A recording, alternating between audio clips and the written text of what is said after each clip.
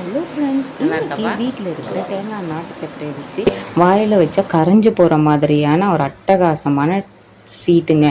Taste உண்மையிலே அல்டிமேட்டாக இருக்கும். ஸோ இது வந்து ரொம்ப சாஃப்டாக இருக்குங்க. சரி, இது எப்படி பண்ணலான்னு பார்த்துடலாம் வாங்க. அதுக்கு முன்னாடி சேனலை சப்ஸ்கிரைப் பண்ணிக்கோங்க. இது ஒரு 3/4 கப் அளவுக்கு தேங்காவை இந்த மாதிரி துருவி வச்சுருக்கேன். இதை ஒரு மிக்ஸி ஜாருக்கு மாற்றி அரைச்சி எடுத்துகிட்டு வந்துக்கலாங்க. இந்த மாதிரி அரைச்சி எடுத்துகிட்டு வந்துக்கலாம். இது இருக்கட்டும். இப்போ ஒரு பேனில் ஒரு 2 ஸ்பூன் அளவுக்கு நெய் சேர்த்துட்டு ஒரு 4 முந்திரியை இந்த மாதிரி உடச்சி வச்சுருக்கேன். இதை சேர்த்து நல்ல கலர் மாறுறது வரைக்கும் இது வறுத்து எடுத்துக்கலாங்க. இது எடுத்து தனியாக வச்சுக்கலாம். இது இருக்கட்டும். இப்போ இதே நெய்யில் அரைச்சி வச்சுருந்த தேங்காவையும் சேர்த்து நல்லா வறுத்துக்கலாங்க. இதில் கொஞ்சம் ஈரப்பதம் இருக்கும். இந்த ஈரப்பதம்லாம் போயிட்டு நல்லா ட்ரை ஆகிற வரைக்கும் மிதமான சூட்லேயே இது நல்லா வறுத்துக்கலாங்க. இந்த மாதிரி வறுத்துட்டே இருக்கும்போது இதில் இருக்கிற ஈரப்பதம்லாம் போயிட்டு நல்லா ட்ரை ஆகும்.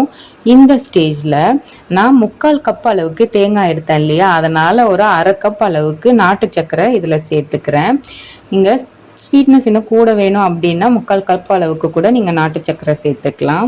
நாட்டு சர்க்கரை சேர்த்ததும் பாருங்கள் சர்க்கரை எந்த அளவுக்கு கரைஞ்சி வருதுன்னு. கரைஞ்சதுமே ஆஃப் பண்ணிட வேண்டாம். ஸோ இந்த ஸ்டேஜில் கொஞ்சம் போல் நம்ம வறுத்து வச்சுருக்கோம் இல்லையா முந்திரி, அதையும் சேர்த்து இலக்க வேணால் சேர்த்துக்கலாம். நான் இன்றைக்கி சேர்க்கல.